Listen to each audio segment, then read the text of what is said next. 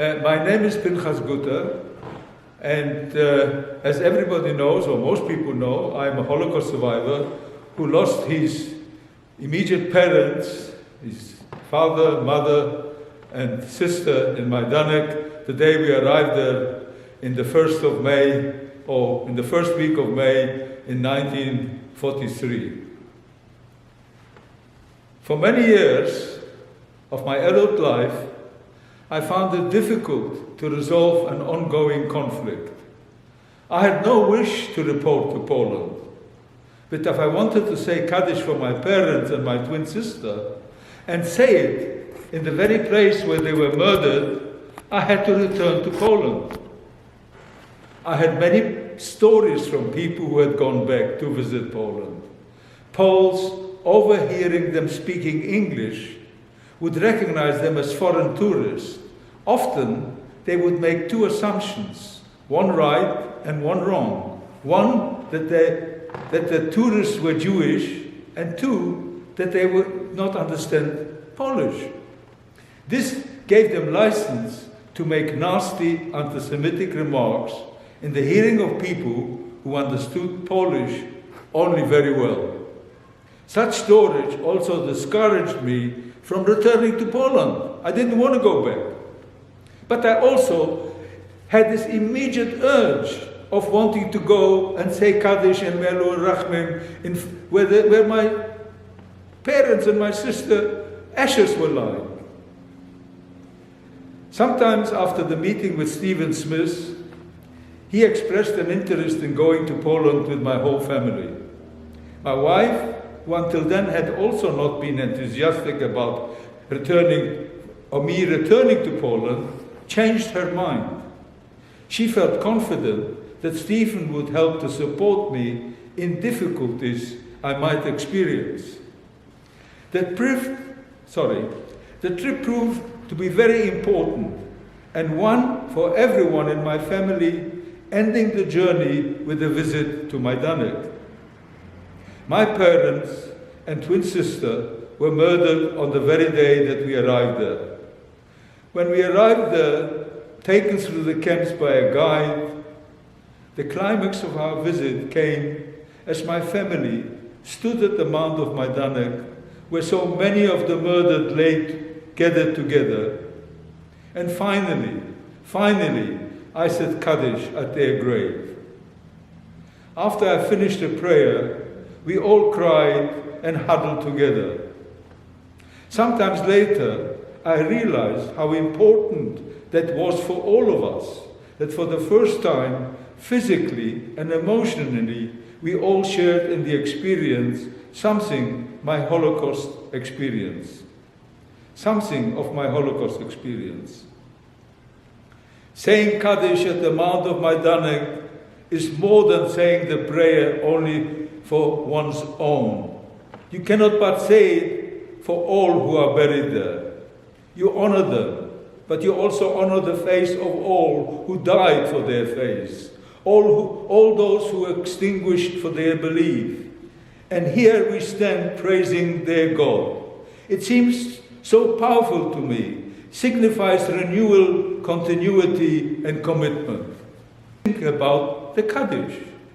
At the time of loss, sadness, and pain, praising God is counterintuitive in a way. It goes against the grain. One would more readily express anger. Why should you be punished in this way? Why the hurt? Why now? Many reactions express their reluctance to accept the situation. But one is enjoined to express the opposite, to find a way to firmly place trust in the Almighty, to dampen the anger, to find a way to acceptance. It is both personal and communal. It is repeated. It is binding. Finally, it is a comfort. I would like to dwell a little on the meaning of the Shoah. The literal translation of Shoah into English is Holocaust. But Holocaust means utter destruction. Today, in this era of the atom bomb and hydrogen bomb, Holocaust means the complete annihilation of the world.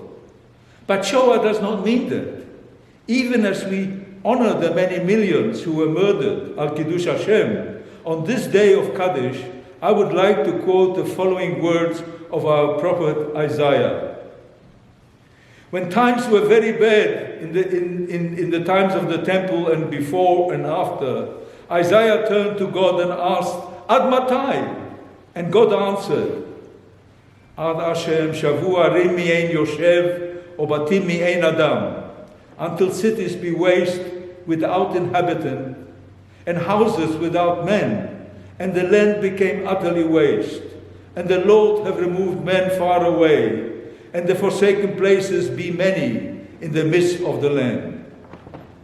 And if there be yet a tenth in it, it shall be eaten up as a terebinth, as an oak, whose stock remaineth, when they cast their leaves, so the holy seed shall be the stock thereof. Isaiah 6:11-13. So Shoah does not mean Holocaust or utter destruction. It means waste, a laying waste. And on this day, we declare ourselves the seed that has remained, the seed that has survived, the great saving fire. We declare ourselves the seed that has taken root and grown into the land of Israel. Yiskadal ve'yiskadash shemei Rabbah. Ele Maleh Rahamim. Shochein b'amrovoyemim. Hametzei menucha nechona al kanfei hashichiyena. B'maloit kedoshim utehoerim bezoar harakia meirim umazirim et nishmot hakedoshim v'tehoerim et sheshet hamilyon nashim v'anashim v'tapim שימותו ושנהרגו ושנשחטו ושנשרפו ונשתבו ונשתחקו על קידוש השם. על ידי הצוערים הגרמנים יימח שמם וזכרם. בעבור שכל הכול הזה יתפלל בתילוי נשמותיהם. בגן עדן תהווה מנחתם לחווין מלא רחמים יסתירם בספק כנפיו לעולמים ויצרור בצרור החיים את נשמותיהם אדוני ונחלתם וינוחו בשלום על משכבותיהם ונאמר